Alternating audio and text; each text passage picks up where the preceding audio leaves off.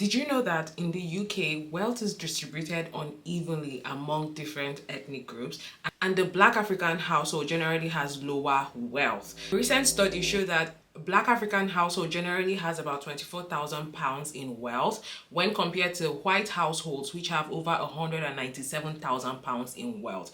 So as you can see, there's a clear disparity in the distribution of wealth between the Black African household and the white British household. And this huge gap means less financial security and less opportunities to build wealth in the future. Also, just before the pandemic, a research showed that 50% of Black African households had less than £1,000 for emergency savings. This is definitely something that we need to talk about.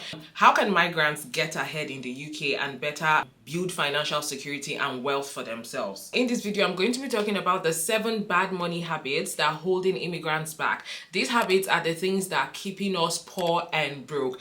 As you can imagine, moving to a new country comes with its own set of challenges, and one of those challenges is financial management and also understanding how money works in this new country and also how to set yourself up for success. I'm going to be detailing those things here and also how to fix them. Without further hesitation, let's get right into it. The very first bad money habit that migrants have is being too dependent on credit, especially if you're coming from a country where credit wasn't readily available. I've seen a lot of people get in here, and because they have so much access to credit, they tend to use it recklessly, and overspend. So you then get a lot of credit cards and you're burning a lot of money on these credit cards, forgetting that this money you're spending on these credit cards, you're definitely going to have to pay it back. And also there's this tendency to depend heavily also on buy now, pay later. And the problem with buy now, pay later is that it leads to overspending. It can also put someone in a cycle of debt. So that's the first financial mistakes I see a lot of migrants make. Because you have car finance, you can buy a car on finance, you can buy a phone on finance. There's this tendency to overspend, and if you're not careful, you then start having debt accumulation. Before you know, there are so many outgoings from your income every single month just because you're heavily dependent on credit and you're using it recklessly. And I think hand in hand with this also has to do with keeping up appearances. There's this tendency that when you relocate abroad, you want to make it seem like you've arrived, you're making it. So you tend to keep up with appearances and want to look rich even though you're not. So, and I think the most important thing here is the main idea is to be wealthy and not to look wealthy. The main goal is for us to be rich and not for us to look rich. So the second bad money habit that a lot of migrants make is not building wealth here in the UK. Now, it will take you one after the other. The very first thing is not utilizing savings accounts and tax-free incentives. We all work, everybody's working hard, you're taking 10 shifts, you're taking 20 shifts, everybody's really crunching. But what's the point of doing all that work and not setting up your money to work for you? In order to build real wealth, you need to come to the place where passively you're earning money even without lifting a finger. And that's why you need to set yourself up for that. There's several vehicles in the UK that you can use to build wealth. One of them is high yield savings accounts. I say this all the time. If you have savings, because here's the thing, we tend to save a lot of money. So savings is not even the problem. There's savings, but is that savings doing anything for you? So for example, from my high yield savings account, in a month, I get almost £100 and something on average every single month. That is paid out to me for doing nothing. This is money that I'm not doing anything, I'm just earning money. So you need to use high yield savings accounts. And also hand in hand with high yield savings accounts are ISAs. ISAs are individual savings accounts which are tax free, meaning any money you earn in this account, you're not going to pay tax on it. But there are different types of individual savings accounts. You have the lifetime ISA, which is for you to buy your first house, save towards that, and also get a bonus from the government. If you want me to create a video on my experience using a lifetime ISA, leave a comment down below. I'm going to go into detail as to how it works, what it is, mistakes to avoid, is it worth it? Let me know. Leave a comment down below and I'll shoot that video in detail. So you've got the lifetime ISA, you've got the stocks and shares ISA, but you've also got the cash ISA. So cash ISA is also a type of savings account. The only difference is you don't pay tax. High yield savings accounts, you have your personal savings allowance depending on your tax bracket. So you're going to have to pay tax depending on how much you earn on interest. So basically, let's just pull it back in. What I'm saying is you need to utilize high yield savings accounts or tax efficient accounts.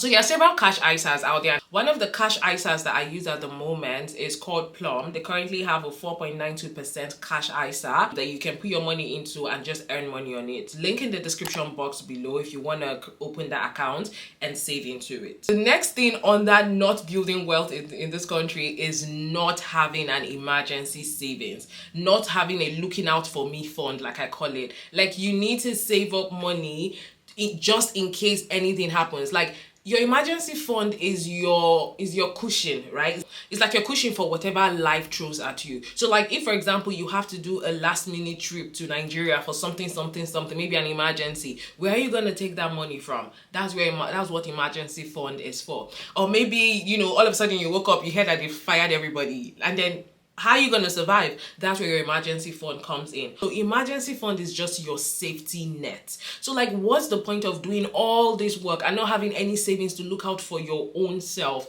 So it's very, very important that you build an emergency fund. Typically, it's advised that you have like between 3 to 6 months of your living expenses, basically keep the lights on expenses, right? So living expenses means you look at your rent, must have expenses, like things that you need to live. You need to calculate what all of those costs comes to. So like, how much you pay on rent, how much you pay on feeding, your taxes, your bills, how much is everything. So for example, if the total is £2,000, you need to have 2,000 times 3, which is £6,000 in a high yield savings account or a cash ISA. Or you can have up to 6 times of that. So 6 times 2,000, that would be £12,000. But rather than fixate on the amount, it's just good that you start. And at the barest minimum, I think you should just aim to have at least £1,000 in emergency savings, just in case anything happens. You need to have a safety net. You need to look out for yourself as well. Okay. Another bad money habit or money mistake that a lot of migrants do that keeps them poor and broke is not having passive income strategies. See, we're living in a world where anyone can be anything, literally. Like, there was this TikTok video I was watching. Literally all the guy does is the owner of the page has a chicken, and he posts the chicken eating, doing different things, and people are watching it, and he's getting views and he's earning money. And I'm just like, see, there's nothing like you cannot like leverage or like you cannot monetize currently in the world that we live in. So like, content creation is one of it. Not like you need to set up a tripod. There are other forms of passive income ideas. You can start doing digital products. I always have digital products running, and I make money in my sleep because there's like funnels. I have sales funnels that I've set up, different things. And these are things that I do on the side apart from my 9 to 5. Like, if you want to build wealth, you cannot depend on your salary alone. As sad as it is, it does it. Or if you're depending on your salary, you have to now leverage other channels to make it bring in more money, which is investing, which is using high yield savings accounts. You know, like, point is, you cannot just depend on your salary alone to build wealth. It's either you optimize your salary to bring in more money, or you look into passive income strategies. There's digital products, there's content creation, there's even like public speaking. You just have to build your personal brand. Like, there's so many things you can do on the side to actually earn money. There's affiliate marketing. You know, there's so many things that when people click, I earn money. If they perform an action, I earn money. Like, point is, passive income strategies is the tea, okay? And if you want me to do a video on that, on different like passive income ideas that you can do, like side hustles that you can do, that you can earn money from in the UK, let me know in the comments below, and I'm gonna do that. Speaking of not having passive income strategies, this video is brought to you by Printify. Printify is your gateway for stress-free side hustle, so I'm gonna plug you in.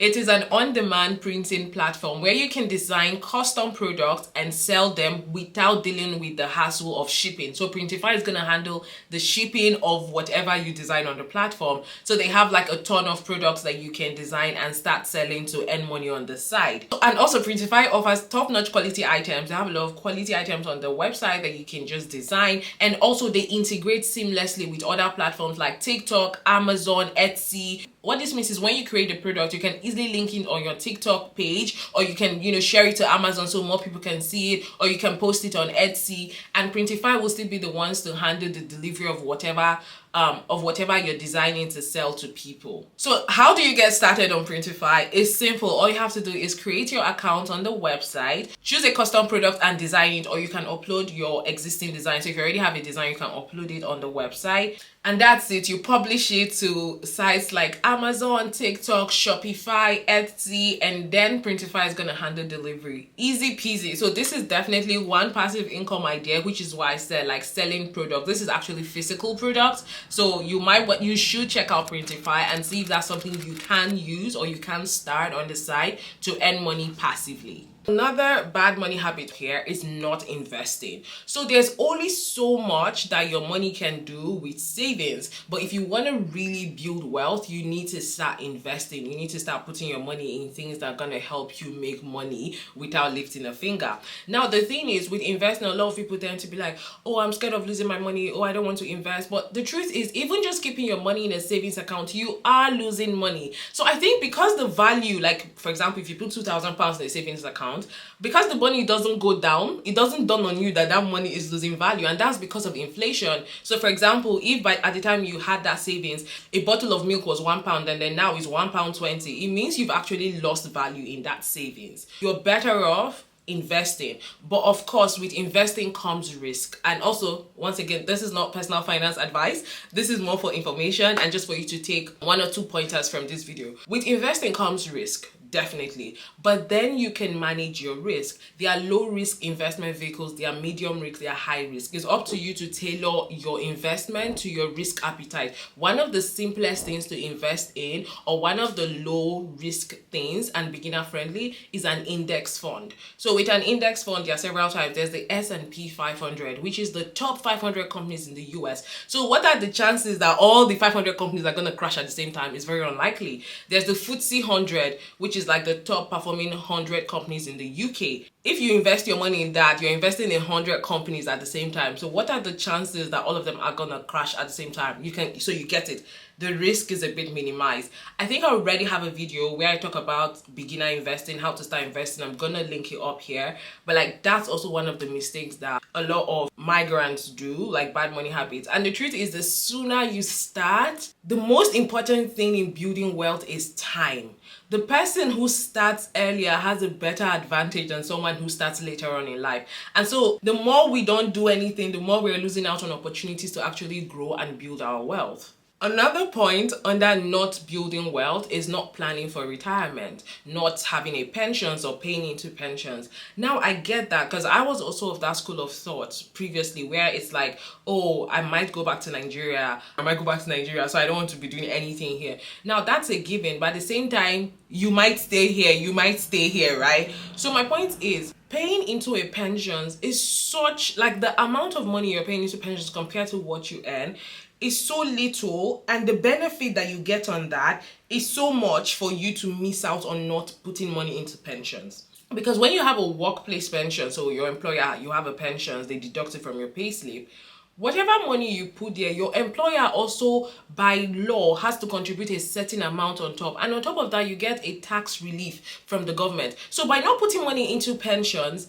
you're missing out on free money from your employer, free money from the government, which is in form of tax relief. It's in your best interest to actually start planning for future you, paying into a pensions and having a pension spot. And also, if you've worked in different places and you have several pensions all over the place, you can't consolidate all of them. You need to have all your pensions in one place. Like, have you ever logged into your pensions account to actually see the money there and be sure that everything is working right? The due diligence is on you, because nobody's gonna check it for you. So like, you need to think about future you and start paying into pensions, because you're gonna get older. Most people, I believe, are praying for long life, and if you're praying for a long life, you have to think about what would life look like when you're 60. It might seem far off, but like I said, remember, the most important thing in building wealth is what? Time. So the sooner you start, the better off you would be when you get to that point in life. Another bad money habit that a lot of migrants make that keeps us poor and broke is lack of financial planning. Like, you don't have a financial plan. Every day is like, it is what it is. It is what it is. You can't live like that. Like, you need to have a financial plan. Like, What are your plans for your finances? What are you trying to achieve? What financial goals are you working towards? It's not every day you're just winging it. Do you know how much you spend on a monthly basis? Do you know how much enters your hand on a monthly basis? Do you track your income? Do you track your expenses? Do you have a solid hand on your finances? Are you able to look forward into the future and start planning for things? Like, financial planning is so important. Regarding tracking your expenses, I have an income and expenses tracker that I use. I've been using this diligently for years now, and it's already preset with formulas and calculations. All you have to do is put in the values and it's going to do the calculations for you. Link in the description box below to download that, because like that's the foundation of like building wealth. I always say this: you cannot improve what you don't measure. You cannot improve. Like, if you want to improve something, if you're not measuring it, how do you improve it? And this applies so much with your finances. If you don't know how much you spend on food, how much you spend on this, how much you spend on that, how can you then improve it? How do you then know what to cut down on? How do you know that, oh, this subscription keeps leaving my account, but I'm not using this subscription for anything, I need to cancel it? So you need to have an honest, like, sit down with yourself and look at your finances and track where your money is going and how much is also coming into your hand. Also, another thing is, a lot of people tend to underestimate how much like flows through them, and that's because they are not tracking it. If you track it, you will know. The last money habit, bad money habits keeping migrants poor, is external pressures from back home, which aka is known as what? Black tax. This is not the first time I've spoken about black tax on this channel. I'm gonna link a video where I have, got into depth on this. So this doesn't apply to every single migrant, but majority of us have to send money home. And here's the truth, I'm gonna speak for myself. I like to send money home. I like to be a part of, like, because that's the only way I can literally like be there without being there for my family. So it's something I do and something that is at the core. Like, families are the core of my values. But at the same time, you need to be able to set up measures to ensure that you're not hurting yourself by helping other people. Remember, when you're on the flight, one of the things they say is put on your own oxygen mask first before you then put on the oxygen mask for the next person. So it's very important that you don't hurt your finances trying to help other people. One of the ways to handle black tax is to have a set amount monthly that you spend, and once it exceeds this amount, you are saying no till the next month. I don't have any money, because this is something that I have done now, and it actually like has helped me a lot. So that way I'm able to like plan better rather than just having random calls throughout the month and I'm just spending anyhow without actually putting so much thought into it. So it's very important that you have a plan or a system to manage that. Don't hurt yourself trying to help others. So that's everything. I hope you found value in this video. Let me know in the comments below, what is the biggest financial challenge you've had to face as a migrant in the UK? Let me know. Drop it down in the comments. So yeah, thank you so much for watching, guys. Till next time, bye bye.